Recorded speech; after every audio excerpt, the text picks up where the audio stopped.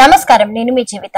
రంగారెడ్డి జిల్లా Serilingampally deputy collector MRO కార్యాలయం ముందు సిపిఐ పార్టీ నేతలు మహాధర్నా నిర్వహించారు. ఈ సందర్భంగా సిపిఐ రాష్ట్రపతి పర్వతాలు మాట్లాడుతూ రాష్ట్ర ప్రభుత్వం నిరుపేదలకు ఉచిత పథకాలు ఇవ్వడంతో పాటు అమలు కాని హామీతో ప్రజలను చిన్నాభిన్నం చేస్తున్నారని ఆరోపించారు. పేదలు డబుల్ బెడ్రూమ్ ఇండ్ల కోసం ప్రజాపాలనలో దరఖాస్తులు పెట్టుకున్నా నేటి వరకు ఇండ్లు ఇవ్వకపోవడంతో గత టీఆర్ఎస్ ప్రభుత్వంతో పాటు ప్రస్తుత ముఖ్యమంత్రి రేవంత్ రెడ్డి కూడా పూర్తిగా విఫలమయ్యారని, పేదలపైన ఇంత కక్ష ఎందుకని సిపిఐ మహిళలు మండిపడ్డారు. అనంతరం షేర్లింగంపల్లి నియోజకవర్గ కార్యదర్శి రామకృష్ణ మాట్లాడుతూ నియోజకవర్గ యువత కుల ఆదాయ ధృవ పత్రాల కోసం రెవెన్యూ కార్యాలయం వస్తే అందులో పనిచేసే ఆర్ఐ కంప్యూటర్ అవగాహన లేని సిబ్బంది కార్యాలయం చుట్టూ తిప్పించుకుని 1500 నుండి 3000 వరకు ముడుపులు తీసుకుని సర్టిఫికెట్లు ఇస్తున్నారని సమాచారం ఉందని ఆయన తీవ్రంగా మండిపడ్డారు. షేర్లింగంపల్లి ఎంఆర్ఓ ఆఫీస్ ముందు ఒక మహాధర్నాను సిపిఐ పార్టీ నిర్ణయం తీసుకొని మీ అందరి సమక్షంలో నిర్వహించడం జరుగుతుంది. ఈ కార్యక్రమానికి ముఖ్య అతిథిగా మన జిల్లా పార్టీ రథసారథి పాలమాకుల జంగన్న గారు, అదేవిధంగా రాష్ట్ర సమితి సభ్యులు పానగంటి పర్వతాలన్న గారు, అదేవిధంగా మరొక ముఖ్య అతిథి రామస్వామి గారు, అదేవిధంగా మన షేర్లింగంపల్లి నియోజకవర్గ కార్యదర్శి రామకృష్ణ గారు, అదే సరే కామ్రేడ్స్, షేర్లింగంపల్లి ఎంఆర్ హౌస్ ముందు ధర్నా చేస్తున్న మరి నియోజకవర్గము ఇన్ఛార్జి మన రామకృష్ణ గారు, అదేవిధంగా ఈ ప్రోగ్రామ్ కు వచ్చిన జిల్లా కార్యదర్శి పాలమగ జంగన్న గారు, అదేవిధంగా రాష్ట్ర సమితి సభ్యుడు మరి పానగంటి పర్వతాల్ గారు, అదేవిధంగా చందు యాదవ్ గారు, అదేవిధంగా లక్ష్మి గారు, అదేవిధంగా మరి ఇక్కడ విశేషణ మరి కార్మికులు, మరి సిపిఐ పార్టీ నాయకులు అందరికీ రంగతేర్పు మీ అందరికీ ఇప్పుడవందనాలు. కామ్రేడ్, అనేక విషయాలు కూడా మన జిల్లా కార్యదర్శి చెప్పాడు. మరి గవర్నమెంట్ మరి 6 పథకాలని చెప్పారు. అన్న చెప్పినట్టు 6 పథకాలు కూడా చెప్పారు. అబద్ధాలు చెప్పి ఈ రోజు గది మీద కూర్చున్నారు. ఏమన్నారంటే 6 ఇస్తాం, మేము ఇంతమందికి ఇల్లులకు ఇల్లు ఇస్తామని చెప్పి, మరి ఇందిరామ ఇల్లు కట్టిస్తామని చెప్పి వాళ్ళు చెప్పడం జరిగింది. వాళ్ళు చెప్పిన దాంట్లో కూడా ఒక్కటి కూడా 2 చేశారు. ఒకటి గ్యాస్ హౌస్ చేసారు 500కు, 2000 యూనిట్లు, ఒకటి కరెంటు తోటి, ఇంకోటి బస్సు ఒకటి ఇచ్చి చూడు. ఈ బస్సు ఒకటి ఇచ్చి ఫ్రీ ఆడపిల్లకి ఇచ్చారు కాబట్టి గ్యాస్ అది కూడా రాలేదు కాబట్టి మరి ఎవరికి ఇవ్వలేరు. మరి ప్రభుత్వము మేము అడిగింది మరి పెద్ద ఎకరాలు కాదు, ఒక 60 గజాల జాగీమని చెప్పి మనం ప్రభుత్వాన్ని అడిగినాము. ఆ ప్రభుత్వం అయినా కూడా మరి ఇయ్యాల ఇస్తాము రేపు ఇస్తా అని చెప్పి అక్కడ కూడా మియ్యపూర్ అక్కడ 10 ఎకరాల భూమి ఉంది. అక్కడ భూమి ఉన్నదే కదా, మనం ఒకసారి గుర్తలేకపోతే కూడా ఆ గుర్తలేసినప్పుడు కూడా మరి పోలీసులు వచ్చి మరి అధికారులు వచ్చి అడ్డుకున్నారు. మీరు వేయకండి, మేము ఇస్తాం ప్లాట్లు, మేము ఇస్తాం ఇందిరా ఇల్లు కట్టిస్తామని చెప్పి మరి చెప్పడం జరిగింది. ఇప్పటికే ప్రభుత్వం వచ్చి మరి సంవత్సరం అవుతున్నది, ఎవ్వరు కూడా ఒక గంట జాబిడి ఇవ్వలేరు. మరి ఎందుకంటే ప్రభుత్వము మరి చెప్పాడు. మన చంద్రబాబుకు ఒకసారి కూడా మేమందరం పోయి జిల్లా తరఫున పోయి కూడా మరి రామకృష్ణ చంద్రబాబు అని జిల్లా కార్యదర్శి పోయి కూడా మన చంద్రబాబు ఇన్ఛార్జ్ రంగారెడ్డి ఇన్ఛార్జి చంద్రబాబు మేము ఒకసారి లీజ్ కూడా ఇచ్చినాం. లీజ్ ఇస్తే కూడా మరి ఇస్తామని చెప్పాడు కానీ అది కూడా ఇవ్వలేకపోయినాడు. అదేవిధంగా మన రాష్ట్ర కార్యదర్శి కూడంరెడ్డి సాంబశివరావు అసెంబ్లీ కూడా మన గురించి మాట్లాడడం జరిగింది. మరి అందరు కూడా ఇల్లు లేని పేదవాళ్లకు డబుల్ బెడ్రూమ్ కట్టి అని చెప్పి చెప్పడం చేస్తే మరి సాధకంగా ఉంటే మేము ఇస్తామని చెప్పి ముఖ్యమంత్రి కూడా హామీ ఇచ్చాడు. ఇంతవరకు కూడా రాలేదు కాబట్టి మేము ఎక్కడ అనుకుంటే అవసరం ఉంటే అసలు ఉంటే ఇస్తామని చెప్పి మీ ప్రభుత్వాన్ని హెచ్చరిస్తున్నాము. అది అవసరం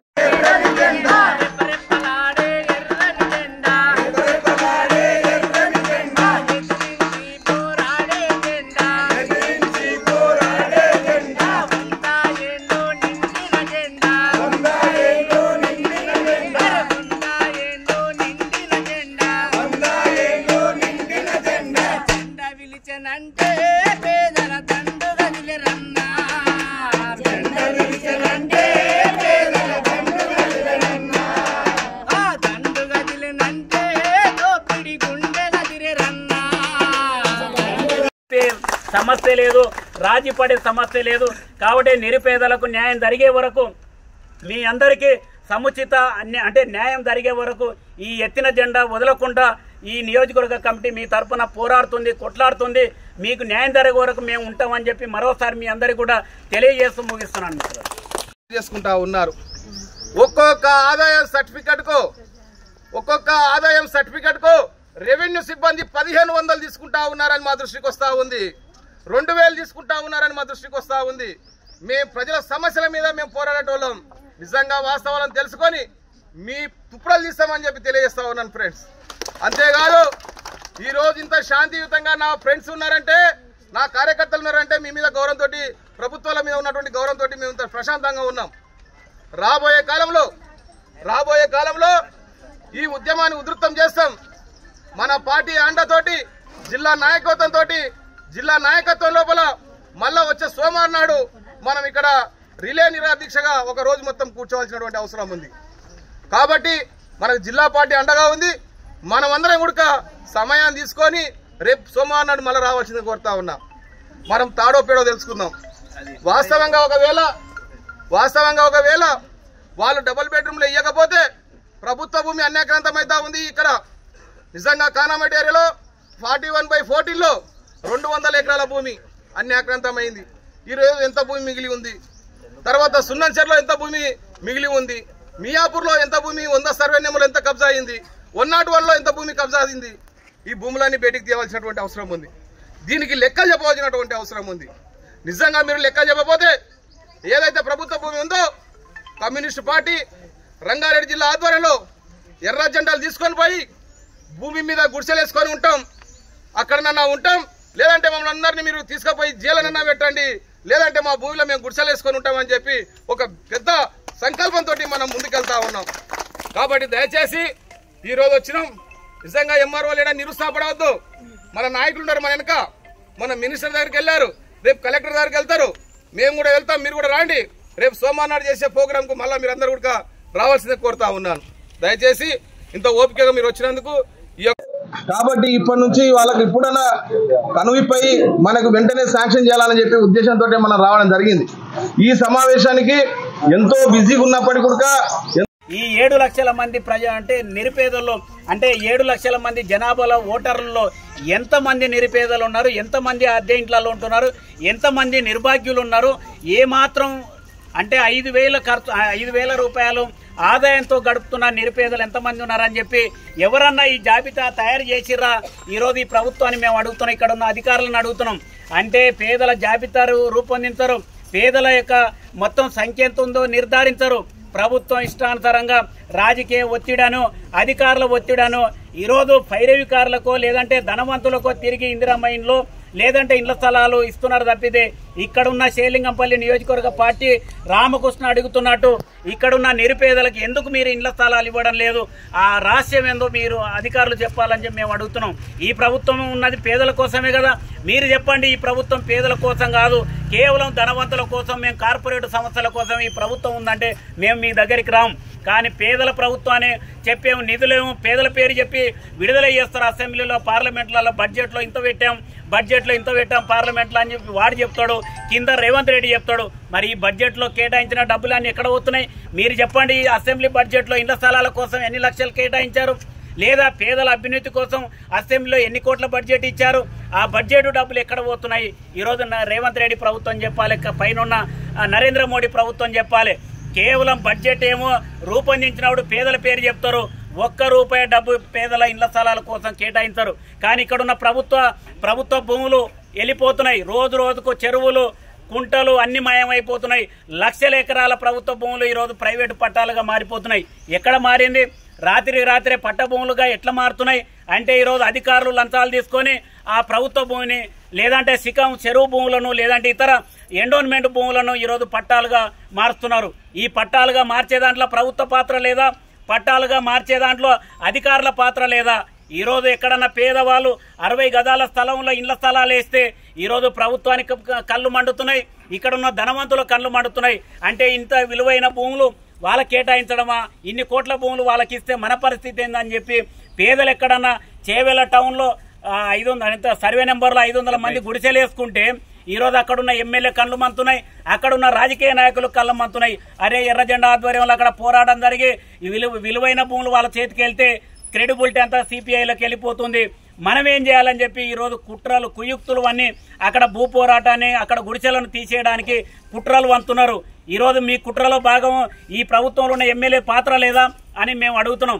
కాబట్టి ఈరోజు పేదలు ఎక్కడన్నా ప్రభుత్వ భూములు వేసుకుంటే ఈరోజు ప్రభుత్వాలు ఎట్లన్నా చేసి అక్కడ ఖాళీ చేయాలంటున్నారు. మేము అడుగుతున్నాం, పేదలకు ఖాళీ చేస్తున్నారు. మరి ధనవంతులు కోట్ల విలువ చేసే భూములను ఈరోజు అప్పనంగా ఈరోజు అమ్ముకుంటున్నారు. మళ్ళీ వాళ్ళ పట్ల మీ వైఖరి ఏందో ఈరోజు రేవంత్ రెడ్డి ప్రభుత్వం చెప్పాలి, ఇక్కడ ఉన్న అధికారులు చెప్పాలి. అంటే రాత్రికి రాత్రే పట్టా భూములుగా మారుతున్నాయి. ఎక్కడ మారుతున్నాయి? ఈరోజు కాకి వచ్చి ఎత్తుకపోతుంది ఇక్కడ భూములని. అంటే కాకి వచ్చి కొంగు వచ్చే వెతకపోతలేదు. ఇక్కడున్న అధికారులు అక్కడున్న రియల్ ఎస్టేట్ కబ్జాదారులు కుమ్మక్కై ఈరోజు 5 గంటలకు పని చేయాల్సిన కార్యాలయం లాక్ చేయాల్సింది నైట్ 9-10 గంటల వరకు పనిచేస్తున్నారు. పేదల కోసం రేషన్ కార్డుకు వస్తే టైం అయిపోయిందని అంటారు. ఒక దరఖాస్తు తీసుకొని వస్తే ఒక విద్యార్థి సంతకం కావాలని వస్తే సమయం లేదు. ఈరోజు నేను రకరకాల పేరు చెప్తున్నారు. అంటే మీరు 9 గంటల వరకు 10 గంటల వరకు ఈరోజు డోర్లు బంద్ చేసి ఫ్యాన్లు వేసుకొని లోపల సంతకాలు పెడుతున్నారే. ఏంది 10 గంటల వరకు మీ డ్యూటీలు చేస్తున్నారు పేదల కోసమా?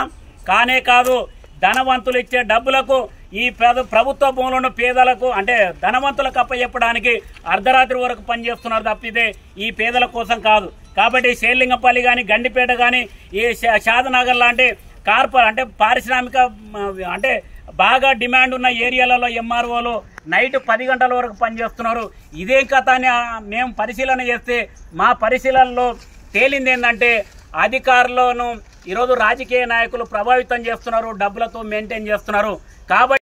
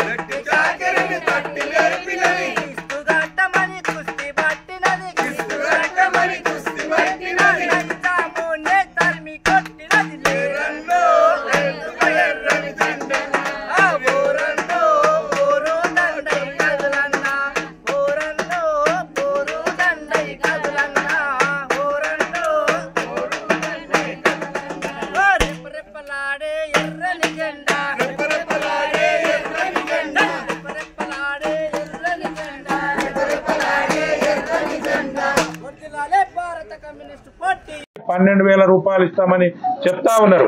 అధికారంలోకి వచ్చి మరి సంవత్సరం దాటిపోయింది. మేము కూడా ఆలోచన చేసినాం, ఇచ్చిన వాగ్దానాలను అమలు చేస్తారు కాబట్టి 1 సంవత్సర కాలం పాటు చూసినాం, కానీ ఏవి కూడా అమలు కావడం లేదు. అదేవిధంగా ఇవాళ ప్రతి నియోజకవర్గానికి 3500 ఇందిరమ్మ ఇండ్లు ఇవాళ ఇవ్వడం జరిగింది. మరి అవి ఎవరికి చెందుతున్నాయో లేదో అర్థం కానటువంటి పరిస్థితి. కాబట్టి కమ్యూనిస్టు పార్టీ గతంలోనే బీఆర్ఎస్ ప్రభుత్వం ఉన్నప్పుడే చెప్పింది, ఈ ప్రాంతంలో ప్రభుత్వ భూములు ఉన్నాయి, మీరు డబుల్ బెడ్రూమ్లు ఇవ్వట్లేదు కాబట్టి ఆ మియాపురా ప్రాంతంలో ప్రభుత్వ భూమి ఉంది, ఆ ప్రభుత్వ భూమిలో మేము పేదలను గుడిసెలు వేయించాలని అనుకోవడం జరిగింది. కాబట్టి ఇవాళ ప్రభుత్వం మేమేదైతే భూమి అనుకున్నామో ఆ భూమిలో ప్రభుత్వం కంచె వేసి ఇవాళ కబ్జా ప్రభుత్వమే ఆక్యుపై చేసుకున్నటువంటి పరిస్థితి. కాబట్టి ఇప్పటికైనా ఈ ప్రభుత్వం సంవత్సరం దాటింది కాబట్టి పేదలు ఎవరైతే షేర్లింగంపల్లి నియోజకవర్గంలోనే కాదు ఈ జిల్లాలో ఉన్నటువంటి పేదలు ఎవరైతే ఉన్నారో వాళ్ళందరికీ డబుల్ బెడ్రూమ్ ఇండ్లు కావాలని చెప్పి రంగారెడ్డి జిల్లా ఇన్ఛార్జి మంత్రి శ్రీధర్ బాబు గారిని కూడా కలవడం జరిగింది. ఇక్కడ ఈ ప్రాంతంలోనే కాకుండా ప్రధానంగా ఈ నియోజకవర్గానికి ఎక్కువ ఇండ్లు కేటాయించాలని చెప్పి శ్రీధర్ బాబు గారిని కోరడం జరిగింది. అదే రకంగా గతంలో కూడా మనం ఇదే ఎంఆర్ఓ కార్యాలయం ముందు ధర్నాను కూడా చేయడం జరిగింది. మరోసారి జిల్లా కలెక్టర్ గారిని కూడా కలిసి వినతి పత్రం ఇవ్వడం జరిగింది. ఎప్పుడు కూడా మన కమ్యూనిస్ట్ పార్టీ అధికారం ఉన్నా అధికారం లేకపోయినా పేద ప్రజల పక్షాన నిలబడి నిరంతరము పేదల సమస్యల మీద ఉద్యమాలు పోరాటాలు చేస్తున్నటువంటి ఏకైక పార్టీ ఈ దేశంలో ఏదైనా ఉందంటే అది కమ్యూనిస్ట్ పార్టీ సిపిఐ పార్టీ అన్న సంగతి మనం అర్థం చేసుకోవాలి. ఆ రకంగా ఇవాళ రేవంత్ రెడ్డి గారి ప్రభుత్వం ఇచ్చిన 6 గ్యారెంటీలు అమలు చేయలేదు కాబట్టి మేము పోరాటాలకు సిద్ధమైతా ఉన్నాం. కమ్యూనిస్ట్ పార్టీ ఆధ్వర్యంలో ఈ జిల్లాలో ఈ రాష్ట్రం అందించింది. ఎవరికి ఫలాలు అందినాయి, ఎవరికి ఈరోజు అన్యాయం జరిగిందంటే ఖచ్చితంగా ఈ దేశంలో ఉన్న 170% మంది నిరుపేదలకు అన్యాయం జరిగింది.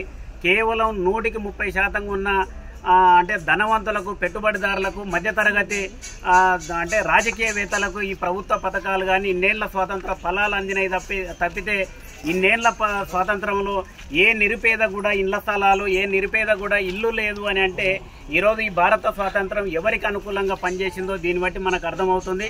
ఇప్పటికి ఒక ఇళ్ళ జాగానే కాదు, చనిపోతే జానడు జాగ కూడా లేని దుస్థితిలో ఈ దేశంలో నిరుపేదలు ఉన్నారంటే అసలు ఈ ప్రభుత్వాలు ఎవరి కోసం పనిచేస్తున్నాయి, ఈ ప్రభుత్వాలు ఎవరి కొమ్ము కాస్తున్నాయి, ఈ ప్రభుత్వాలు పేదల దగ్గరికి వచ్చి ఓట్లు అడుక్కోవడమే ప్రభుత్వాల లక్ష్యంగా మారింది, ఈ పేదలను దోచుకోవడమే ప్రభుత్వాల లక్ష్యంగా మారింది తప్పితే ఈ పేదలను రోజు రోజు దినదినంగా అభివృద్ధి చేద్దాం, ఈ పేదల శ్రమజీవుల యొక్క శ్రమ ద్వారానే ఈ ప్రభుత్వాలు నడుస్తున్నాయి, శ్రమజీవుల యొక్క శ్రమ ద్వారానే ఈ ప్రభుత్వాలు నడపడమే కాదు ఉత్పత్తి జరుగుతుంది, ఆ ఉత్పత్తి మీద ఆదాయాలు వస్తున్నాయి, ఆ ఆదాయాల వల్లనే ఈరోజు పన్నులు కడుతున్నారు, ఆ పన్నుల ద్వారానే ఈరోజు రాష్ట్ర ప్రభుత్వానికి కేంద్ర ప్రభుత్వానికి ఈరోజు లక్షల కోట్ల రూపాయలు జమ అవుతున్నాయి.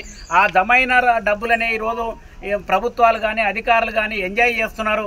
అంటే మనం కట్టిన పన్నుల ద్వారా, మనం కట్టిన శిస్తు ద్వారా ఈరోజు ప్రభుత్వాలు నడుస్తున్నాయి. మనం కట్టిన పన్నులు మనకు తిరిగి అభివృద్ధి కోసం ఖర్చు పెట్టడం అంటే ఈరోజు అత్త సొమ్ము అల్లుడు దానం చేసినట్టు మన పన్నులుగా తీసుకెళ్లి ఈరోజు ధనవంతులకు ఖర్చు చేస్తున్నారు.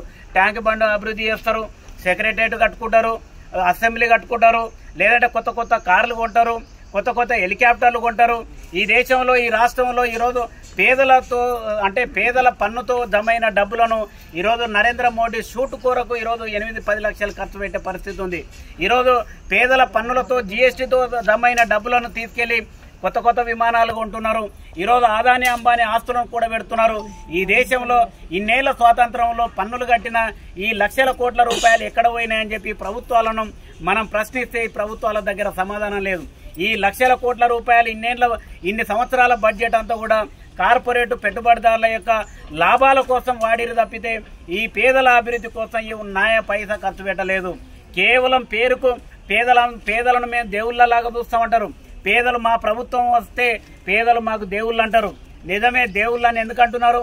దేవుడి దగ్గర కొబ్బరికాయ కొట్టి ఎవరు తింటారు? తిరిగి కొట్టినోడు తింటాడు, దేవుడేం తినడు.